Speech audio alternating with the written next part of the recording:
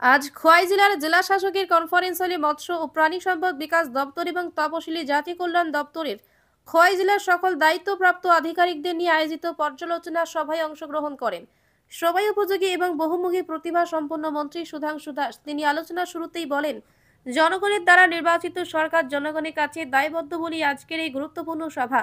মন্ত্রী দপ্তরে আধিকারিকদের বক্তব্য থেকে আরো বলেন, মানুষের জন্য অর্থ বরাদ্দ করেছেন সরকার, সুতরাং সম্পূর্ণ অর্থ সঠিক ধনী ভেসারিদের যেন উপকার হয়, তার জন্যই আধিকারিকদের আরও দায়িত্ব নিয়ে কাজ করতে অনুরোধ জানান। এছাড়া তিনি বিশেষ করে 2023-20 অর্থ বছরে বরাদ্দকৃত বিভিন্ন প্রকল্পগুলির বাস্তবায়ন খতিয়ে দেখেন। পাশাপাশি সরকারি সুযোগ সুবিধা সময় উপযোগী সঠিক বেনিফিশিয়ারিগণ পেতে পারে তার জন্য আধিকারিকদের নির্দেশ দেন। সমাজে সচেতন ও সচেতন নাগরিকগণ মনে করেন এই ধরনের সভা আরও বেশি হলে পরে প্রকৃত বেনিফিশিয়ারিদের উপকৃত হবে। Bureau report, Gomati GS news.